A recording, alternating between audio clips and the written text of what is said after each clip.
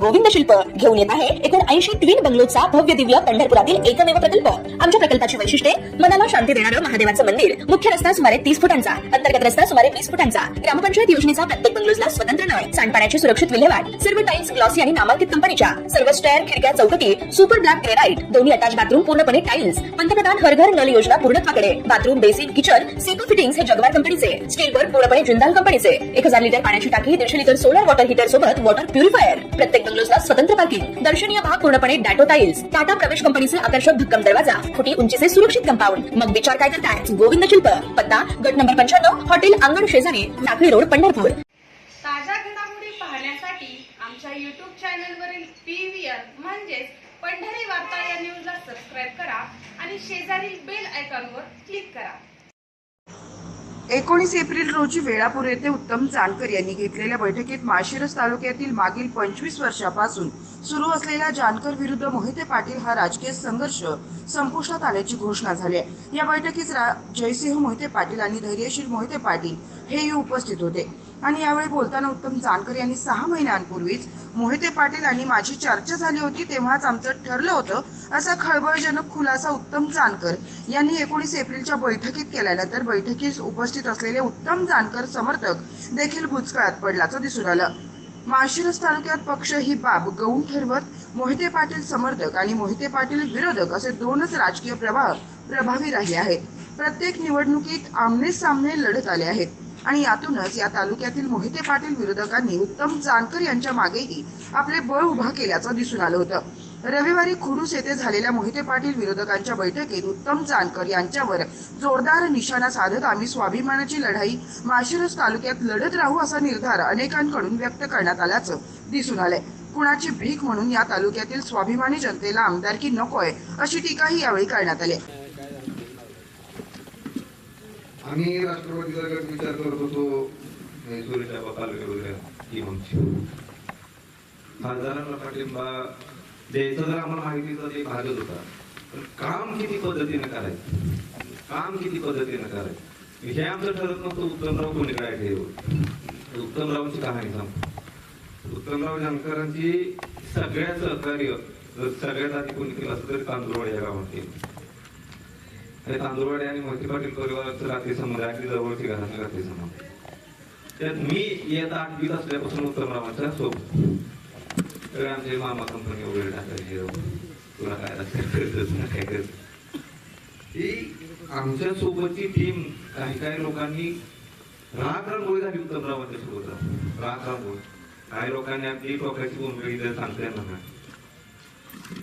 2014 मी विजयदादा उभा राहिल्यानंतर त्यांच्यासोबत प्रचाराला बाळदादांचं बोलणं विजयदादांचं ठीक आहे म्हणलं, मोठा नेता आहे, कृष्ण बेमस्तेरी कमी गरजेचं आहे। त्या माध्यमातून आम्ही विजयदादांसोबत काम करायचो। राष्ट्रवादी पक्ष आमचा पवारसाहेब आता सगळ्यात आवडता पक्ष, पोलीस आवापट विचारसरणीतून काय आम्ही निवडणूक झाली। बाळदादा येणार तांदूळवाडीमध्ये त्याची पत्रिका समिती तांदूळवाडी या गावामध्ये तांदूळवाडी म्हणून पक्षाचे सदस्य निवडून आले आणि पाटलाची तालुक्यातली पहिल्यांदा पंचायत समिती होती।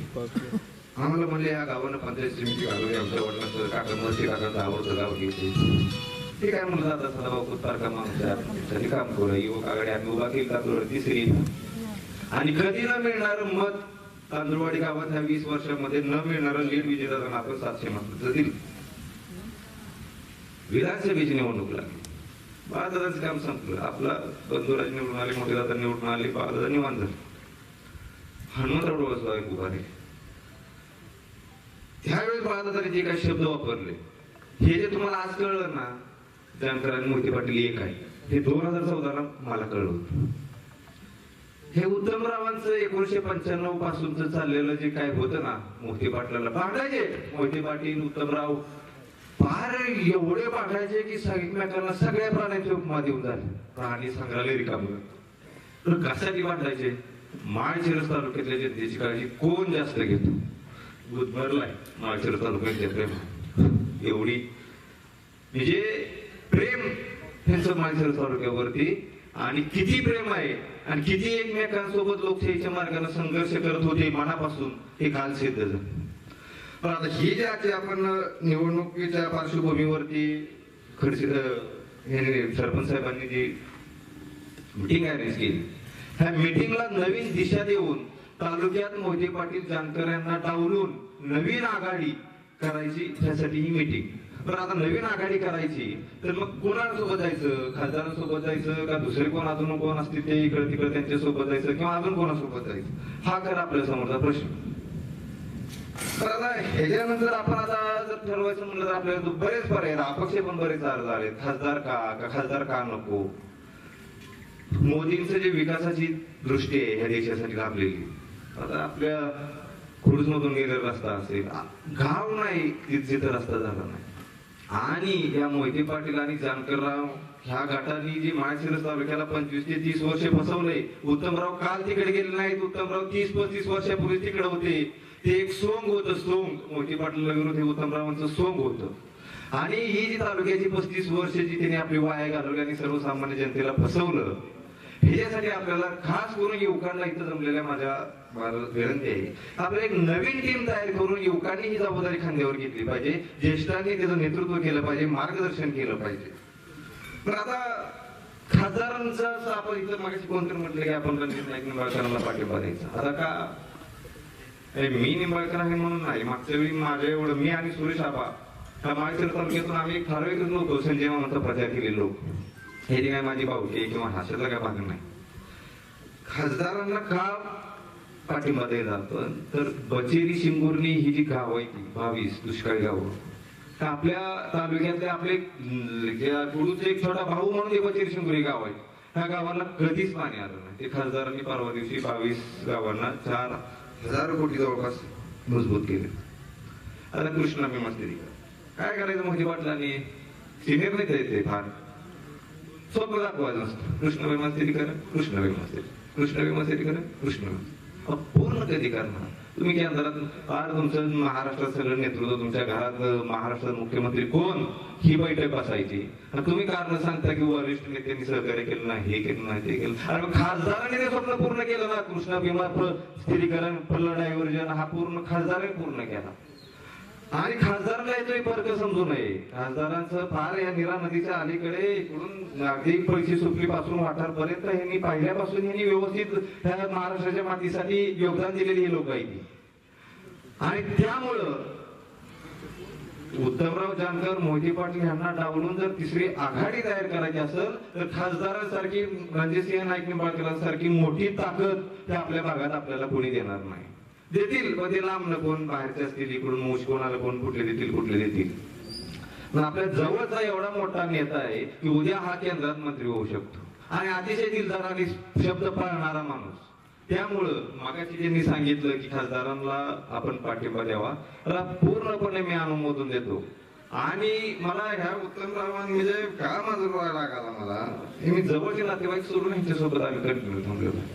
बरेच म्हणजे घरातून संघर्ष करत करत हा तर हाय गडी बोलतोय लोकशाही टिकल, मोठे पाटलांच्या विरोधात बोलतोय लोकशाही टिकल. दुसरा उद्देश काय नाही, लोकशाही टिकल. हे मॅनेज होतं, हे सोंग होतं. हे 2014ला आम्हाला कळलं. अक्षरशः मी 5-6 वर्ष राजकारणात अलिप्त जाऊन हे लबाड लांडग्याला जर आपल्याला बाजूला सरायचं असेल तर खासदार निंबाळकरांच्या पाठीमागे राहून आपल्याला ह्यांच्या विरोधातली शक्ती मोठी करावी लागेल.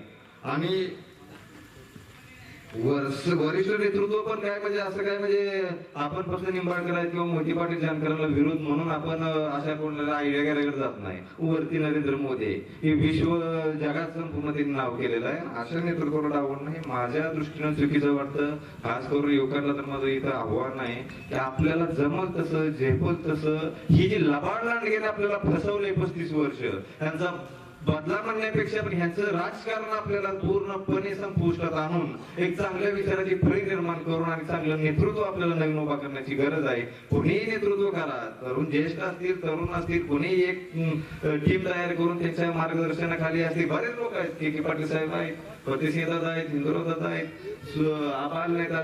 मला काय जास्त माहित नाही या भागातलं, पण बरेच लोक असे नेतृत्व आहेत की ह्यांना ह्या मूर्ख माणसांपेक्षा कितीतरी हुशार लोक आपल्या गटात आहेत. उत्तमराव आणि मोहिते पाटील सोडून ह्या गटातही लोक हुशार आहेत. के दादांनी परवा एवढं जबरदस्त भाषण दिलं आम्हाला.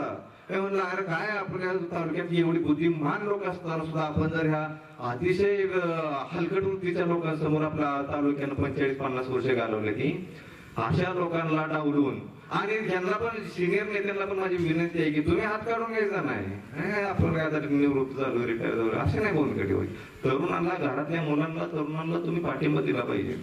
आई बहिणींनी त्याला साथ दिली पाहिजे आणि ज्येष्ठांनी मार्गदर्शन केलं पाहिजे, नेतृत्व स्वतःनेच केलं पाहिजे. एवढं बोलून मी मला बरेच काय गोष्टी बोलायचं अचानक मला माहित नव्हतं आणि बरेच मुद्दे तयार करून आणले असते, पण ह्यांच्यासमोर आपल्याला पर्याय उभा करायचा आहे. संधी दिली बोलणे त्याबद्दल आभार आहे मी तुमचा.